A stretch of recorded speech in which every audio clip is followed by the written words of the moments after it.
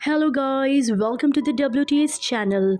आज हम आपको मूवी एक्सप्लेन करेंगे 365 डेज। कहानी की शुरुआत में हमें एक डॉन परिवार को दिखाया जाता है जो एक आइलैंड पर किसी काम की मीटिंग कर रहे होते हैं। फिर वहां पर हमें एक लड़के को दिखाया जाता है।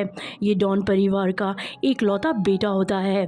इसका नाम मसीमो होता है, जो दूरबीन से समुद्र किनारे एक खूबसूरत लड़की को देख रहा होता है।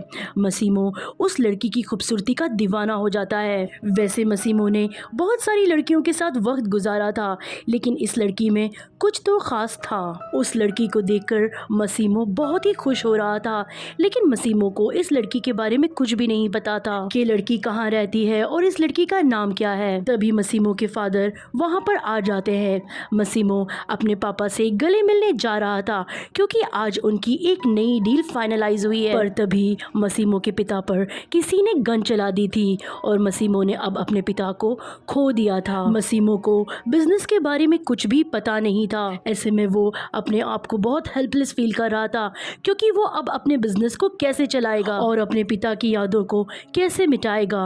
मीटिंग के दौरान मसीमो उसी लड़की के बारे में सोचता रहता है। मसीमो को बार बार उसी लड़की का ख्याल आ रहा था। अब मसीमो अपने आदमियों को उस लड़की की खोज में लगा देता है। मसीमो को ये नहीं पता कि वो उस लड़की को कैसे पाएगा। इसी बीच में और उस लड़की की खोज में 5 साल गुजर जाते हैं। अब मसीमो ने अपना एम्पायर संभाल लिया है और धीरे धीरे अपने पापा के काम को सीख लिया है, पर वो उस लड़की को भुला नहीं पा रहा है और अभी तक वो उसे ढूंढने की कोशिश कर रहा है, लेकिन वो लड़की उसे कहीं पर भी नहीं मिल रही है। मसीमो जिस लड़की को ढूंढ रहा है उसका नाम लारा है। अब हम लारा को देखते हैं जो अपने बॉयफ्रेंड मार्टिन के साथ रहती है, लेकिन लारा मार्टिन के साथ खुश नहीं है। लारा की एक फ्रेंड भी है जिसका नाम उल्गो है। एक दिन उल्गो, मार्टिन और लारा साथ में थे। तब लारा मार्टिन से किसी बात पर लड़ पड़ती है। लारा वहां से बाहर निकल जाती है। उसी बीच में मसीमो वहां पर आ जाता है क्योंकि मसीमो को ये पता चल चुका था कि लारा कहाँ रहती है और वो कहाँ जाती है। मसीमो उसे किडनैप कर देता है और जब लारा की आंख खुलती है तब वो देखती है कि वो किसी अजनबी के घर सोई हुई थी। दरअसल उसे कुछ समझ नहीं आ रहा था कि वो कहाँ है। तभी वो यहाँ से बाहर जाने लगती है। तभी वहाँ पर मसीमो आकर खड़ा हो जाता है। लारा मसीमो को देखकर पूछती है कि तुम कौन हो और तुमने मुझे ऐसे कैसे किडनैप कर लिया।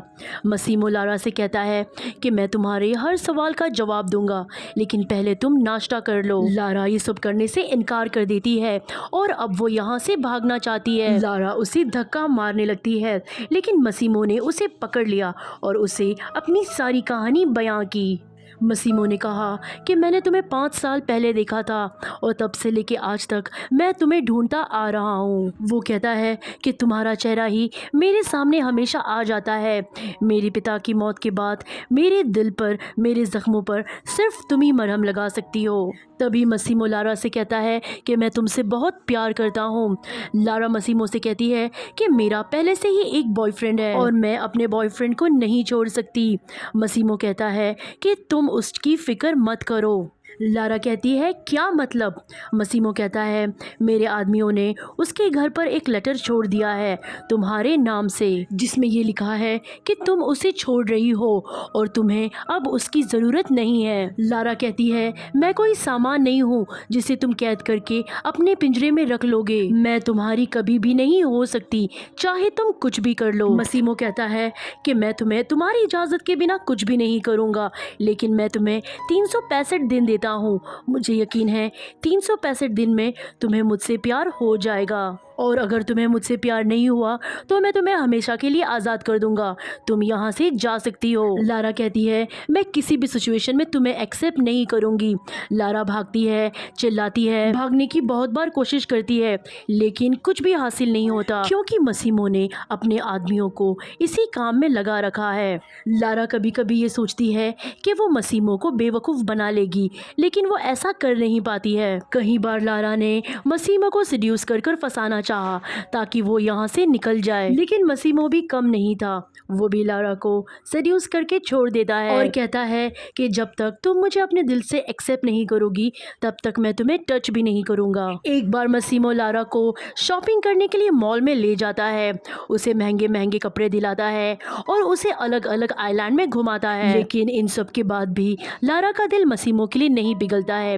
फिर हम ये देखते हैं कि लारा एक पार्टी में छोटे से कपड़े पहनकर आई हुई होती है। लारा को देखकर मसीमो उसे मना करता है कि तुम्हें ऐसे कपड़े पहनकर नहीं आना चाहिए था, लेकिन लारा मसीमो को जलाना चाहती थी, इसलिए वो किसी दूसरे आदमी के साथ डांस करती है। लेकिन वो आदमी दूसरी पार्टी का होता है जो मसीमो का दुश्मन था।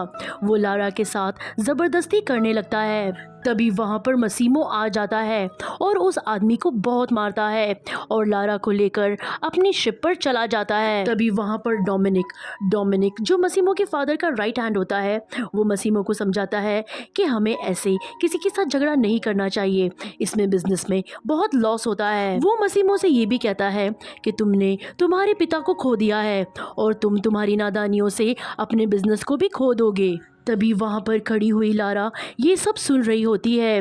वो मसीमो से कहती है कि ये सब मेरी वजह से हुआ है, तुम मुझे छोड़ क्यों नहीं देते। उन दोनों के बीच में काफ़ी बहस होती है और उस बहस के बीच में लारा पानी में गिर जाती है। उसे बचाने के लिए मसीमो भी पानी में कूद जाता है।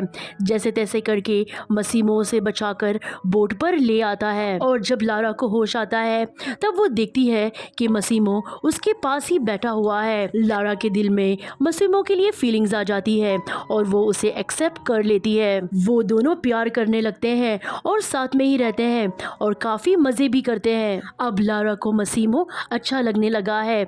मसीमो लारा को शादी के लिए प्रपोज भी करता है। लारा भी शादी के लिए हाँ कर देती है। मसीमो लारा से कहता है कि तुम अपनी फैमिली से भी मिल सकती हो। लारा ये बात सुनकर बहुत खुश हो जाती है और अपनी फैमिली से मिलने के लिए उसके घर पर चली जाती है। लारा अपनी फ्रेंड से भी मिलती है जिसका नाम ओल्गा होता है। लारा अपनी फ्रेंड को सारी बातें बता देती है। लारा की फ्रेंड को ये सुन के काफ़ी अजीब लगा। वो उसे कहती है कि तुम एक गैंगस्टर से शादी करना चाहती हो, ये शादी नहीं होगी बल्कि कैद खाना होगा। तुम जिंदगी भर कैद होकर रह जाओगी और तुम्हारी जिंदगी बर्बाद हो जाएगी। लेकिन लारा को मसीमो के अलावा कुछ भी नहीं दिख रहा था। इतने में लारा का एक्स बॉयफ्रेंड मार्टिन लारा से मिलने आता है, लेकिन लारा उससे मिलने से इनकार कर देती है। तभी मार्टिन लारा से कहता है कि मैंने तुम्हें ढूंढने की बहुत कोशिश की लेकिन तुम कहीं पर भी नहीं मिली। मार्टिन कहता है कि तुमने तो बस मुझे एक लेटर छोड़ दिया था जिसमें तुमने ये लिखा था कि तुम मुझे छोड़कर जा रही हो। लेकिन लारा मार्टिन से कहती है कि मुझे अभी तुमसे नहीं मिलना है और हमारे बीच जो कुछ भी था वो सब कुछ खत्म हो चुका है। मार्टिन लारा का पीछा करते हुए उसके घर तक चला जाता है, लेकिन जब लारा दरवाज़ा खोलती है तभी वहाँ पर मसीमो मिलता है। मसीमो को देखकर लारा काफ़ी खुश हो जाती है और मार्टिन वहाँ से चला जाता है। तभी वहाँ पर लारा मसीमो को गुस्सा करते हुए उसे मारती है और कहती है कि तुम इतने दिन तक मुझसे मिलने भी नहीं आए। उसके बाद वो लोग फिर से एक बार इंटीमेट होते हैं। फिर उन दोनों ने शादी की तैयारी भी शुरू कर दी थी। लारा ये नहीं चाहती थी कि उसके पेरेंट्स को ये पता चले कि मसीमो करता क्या है, इसीलिए लारा उसके पेरेंट्स को मसीमो से कुछ और कहकर मिला देती है।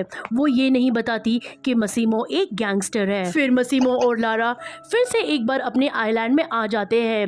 लारा अपनी फ्रेंड को भी वहाँ पर बुला लेती है क्योंकि वो ही लारा की एक बेस्ट फ्रेंड है। लारा अपनी फ्रेंड ओल्गा से ये बताती है कि वो प्रेग्नेंट है, पर वो कहती है कि मैंने अभी तक मसीमो को इसके बारे में नहीं बताया है क्योंकि मैं मसीमो को सरप्राइज देना चाहती हूँ। लारा और लारा की फ्रेंड शॉपिंग पर जा रहे होते हैं। तभी डोमिनिक को ये खबर मिलती है कि मसीमो के दुश्मन लारा को मारने वाले हैं। ये वही लोग होते हैं जिनको मसीमो ने मारा होता है और अब ये लारा को मारकर मसीमो से बदला लेना चाहते हैं। ये जानने के बाद डोमिनिक जो मसीमो का एडवाइज़र होता है वो मसीमो के पास पहुंच जाता है। फिर हम ये देखते हैं कि लारा की कार एक ब्रिज के टनल के अंदर से जाती है और दूसरी तरफ से हम ये देखते हैं कि वो कार टनल से बाहर नहीं आती है। इस चीज से हमें ये पता चल जाता है कि उन गुंडों ने लारा को ब्रिज के अंदर ही मार दिया है। फिर हम मसीमो को देखते हैं जो घुटनों के बल गिर जाता है, बहुत सोचता है और बहुत रोने लगता है। और इसी के साथ ये मूवी जिसका नाम है 365 डेज़ यहीं पर ख़त्म होती है। उम्मीद करते हैं कि आपको ये कहानी पसंद आई होगी। नेक्स्ट टाइम हम फिर मिलेंगे एक नई इंटरेस्टिंग कहानी के साथ। अगर आपको इस मूवी की एक्सप्लेनेशन अच्छी लगी हो तो वीडियो को लाइक ज़रूर करें और अगर आप हमारे चैनल पर नए हैं तो हमारे चैनल को सब्सक्राइब करें। Thanks for watching.